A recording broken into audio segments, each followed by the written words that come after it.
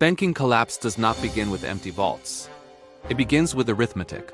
Modern banks do not primarily store money. They transform it. Deposits become loans. Loans become securities. Securities become collateral. Collateral becomes leverage. At each stage, value appears to multiply. But the underlying foundation remains the same promise: that liabilities can be met when demanded. That promise depends less on cash than on confidence. In this chapter, we will examine the exact mechanism that turns ordinary banking stress into structural inevitability, and why collapse, when it comes, rarely looks like collapse at all. By the end, the pattern that connects reserve currency dominance, debt accumulation, and systemic fragility will no longer appear accidental. The structure itself narrows. Banks operate on a maturity mismatch. Deposits can be withdrawn immediately. Loans cannot be recalled instantly without loss. This imbalance is not an error. It is the core of modern banking. When trust is stable, depositors do not all withdraw at once. When credit is expanding, loan repayments sustain liquidity. Central banks act as lenders of last resort, ensuring that temporary shortages do not become systemic failures. For decades, this arrangement has worked with remarkable efficiency. But efficiency introduces dependency. The more complex the system becomes, the more it depends on continuous motion. Credit must expand to service existing debt. Asset prices must remain sufficiently elevated to support collateral values. Confidence must remain intact long enough for obligations to roll forward. If growth slows, the system does not stop. It strains. The contradiction is subtle. Stability requires expansion. Yet expansion increases fragility. Historically, banking crises emerge not from sudden shocks alone, but from accumulated imbalances that quietly reduce flexibility. In the early 20th century, American banks financed rapid industrial growth through increasingly speculative lending. On paper, assets were abundant. In reality, leverage masked deterioration. The crisis of 1929 was not simply a market event. It was the exposure of structural weakness that had matured over years. At the time, few described the system as inevitable. Optimism remained strong until it wasn't. Reserve currencies complicate this pattern. When a nation's currency dominates global trade, its banking system benefits from external demand. Foreign institutions hold its debt. International transactions settle in its unit of account. This demand allows domestic imbalances to persist longer than they otherwise would. Yet reserve status is not permanent. The Dutch guilder once financed global commerce. Its banking system thrived as trade expanded. When British industrial and naval dominance eclipsed Dutch power, the guilder did not collapse instantly. It gradually lost relevance. Confidence shifted slowly, almost imperceptibly. By the time historians declared the transition complete, it had been underway for decades. The same pattern unfolded with the British pound. Sterling remained widely used long after Britain's relative economic power declined. Banks continued operating. Trade continued flowing. But underlying debt burdens increased, and reserve diversification quietly expanded elsewhere. The loss of dominance did not announce itself with panic. It arrived through gradual reallocation. In modern systems, currency dominance supports banking leverage. Global demand for sovereign debt suppresses borrowing costs. Banks expand balance sheets accordingly. Debt accumulates not as a sign of weakness, but as a reflection of confidence. Confidence, however, is not static. It shifts first at the margins. Central banks coordinate interventions more frequently. Liquidity facilities expand. Regulatory adjustments multiply. Each action stabilizes the system in the short term. But each action also reveals dependency. When markets begin to assume intervention as routine, risk pricing changes. Leverage increases under the belief that collapse will be prevented. Banks become structurally reliant on backstops. This is where inevitability forms. Not because collapse is imminent, but because optionality narrows. Consider Japan in the 1990s. After asset bubbles burst, banks held vast quantities of impaired loans. Rather than immediate liquidation, authorities extended support. Balance sheets were stabilized gradually. Growth stagnated, but systemic failure was avoided. The collapse became a prolonged stagnation. The lesson was not about sudden implosion. It was about cumulative constraint. In every major banking crisis, debt growth outpaced sustainable income growth beforehand. Private leverage intertwined with institutional risk. Asset prices justified further borrowing, which justified further price increases. When the cycle plateaued, debt remained. This is the essential mechanism. Banks create credit based on expected future repayment. When expectations weaken, lending slows. Slower lending constrains growth. Constrained growth reduces repayment confidence. The feedback loop tightens. Yet collapse rarely occurs at the first sign of strain. Instead, institutions intervene. In 2008, global banks faced severe liquidity shortages. Interbank trust deteriorated rapidly. Central banks responded with unprecedented measures. Balance sheets expanded dramatically. The immediate collapse was avoided, but the architecture changed. Money became explicitly supported by policy coordination. Market independence diminished. The system survived, but with deeper integration between banks and central authorities. Each intervention extended stability while embedding fragility more deeply. Debt levels did not contract significantly afterward. They expanded further. Sovereign debt rose. Corporate leverage increased. Asset valuations recovered, often surpassing previous highs. On the surface, resilience appeared restored. Beneath it, the margin for error narrowed. Financial complexity amplifies this dynamic. Modern banks are interconnected through derivatives, cross-border exposures, and layered securities. These instruments distribute risk widely, reducing localized impact. Yet distribution can also obscure concentration. Opacity precedes distrust. When transparency diminishes, confidence becomes statistical rather than experiential. Institutions rely on models to assess exposure. Models assume normal conditions. Structural inevitability arises when models no longer reflect underlying reality. History offers repeated illustrations. In France before the Revolution, state debt expanded to finance war and administration. Confidence persisted because repayment appeared manageable. When fiscal strain deepened, attempts at reform destabilized expectations. Trust collapsed rapidly, but the causes had matured slowly. In Argentina, repeated banking crises followed prolonged periods of fiscal imbalance and currency rigidity. Depositors adjusted behavior quietly before official restrictions were imposed. By the time controls emerged, confidence had already eroded. Recognition lagged. This lag is central to inevitability. People rarely perceive structural deterioration while systems continue functioning. Payment networks operate. ATMs dispense currency. Digital transfers clear instantly.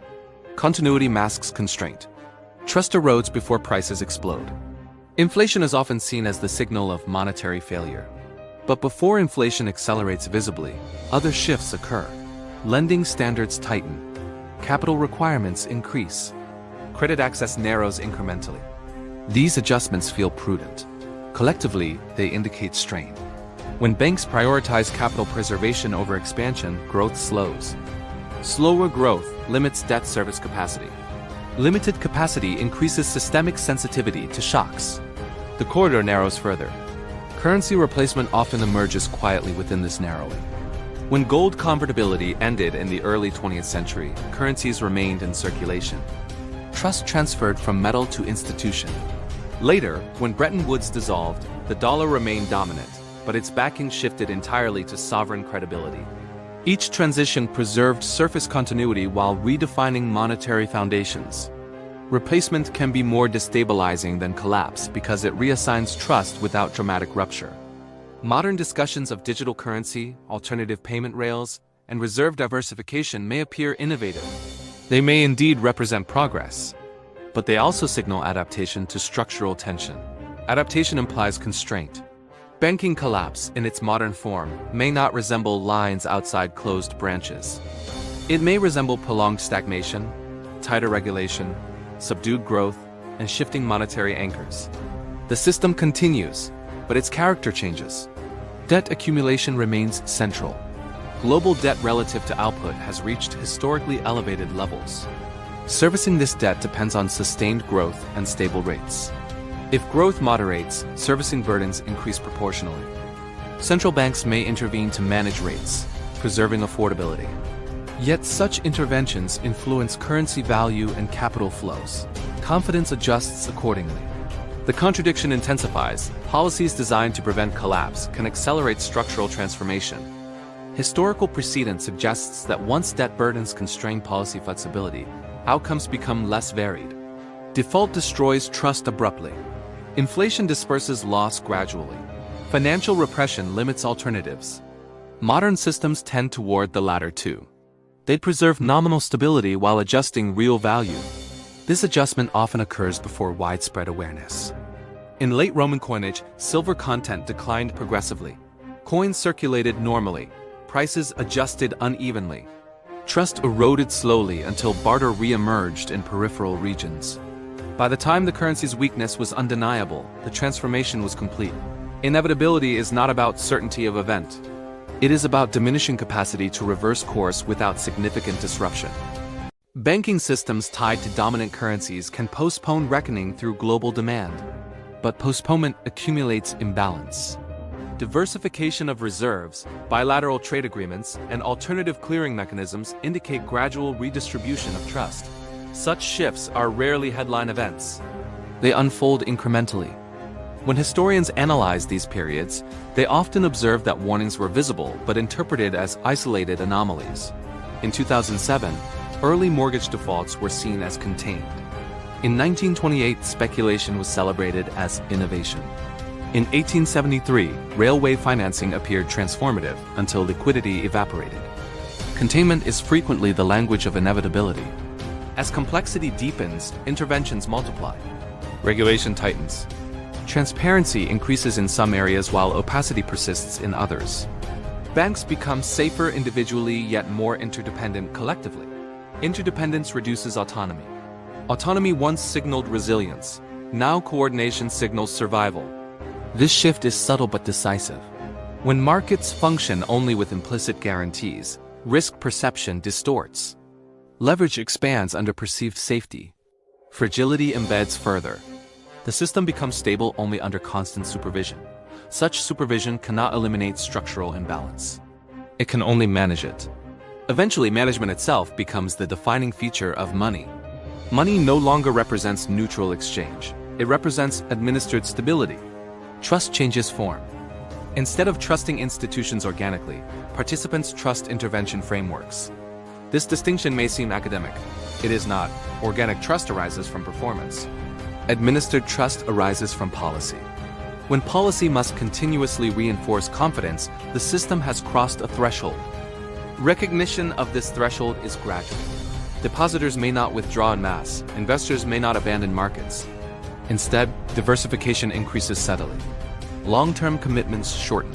Hedging becomes routine. Behavior shifts quietly. Replacement follows. Currencies are not replaced by proclamation alone.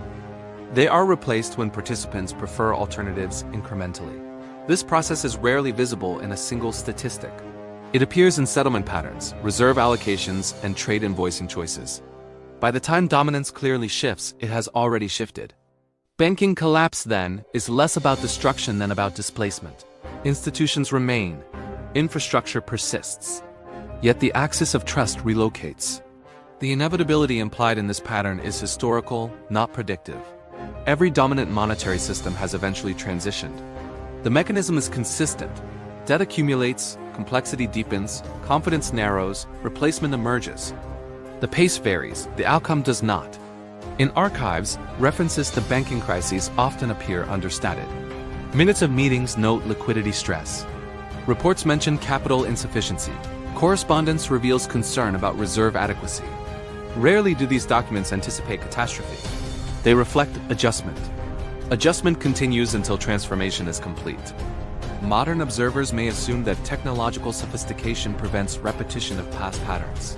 Yet history suggests that structural principles persist regardless of technology.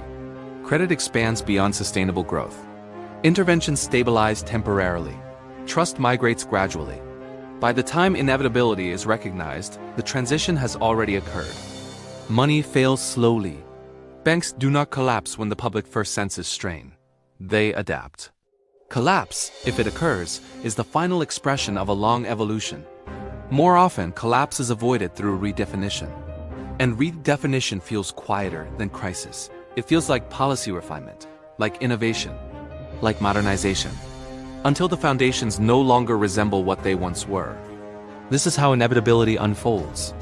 Not through a single rupture, through accumulated constraint, through narrowing options, through silent shifts in trust.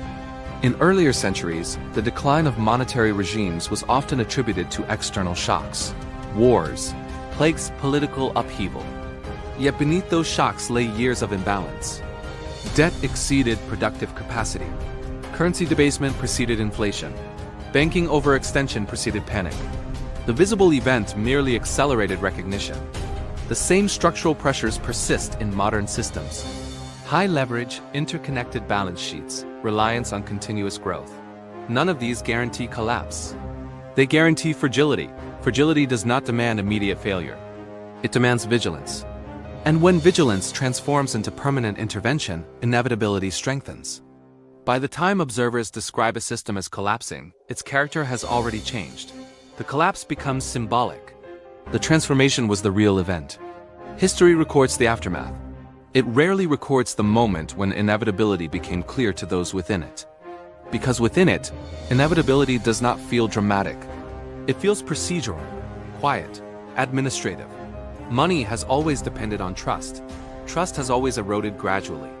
And banking systems have always changed before they visibly break. That pattern has repeated across empires and centuries. It remains unfinished. What appears stable today may be sustained by mechanisms that narrow tomorrow's options. When historians examine this era, they may not describe a single collapse. They may describe a transition, a slow reconfiguration of banking architecture, currency dominance, and institutional trust. They may note how the system continued operating throughout, and how inevitability was recognized only in hindsight. That is how monetary regimes end, not loudly, but structurally. And by the time the structure reveals its limits, the replacement is already underway. Money changes first in principle, then in practice, and only last in perception. Trust moves quietly, and inevitability is understood only after it has passed.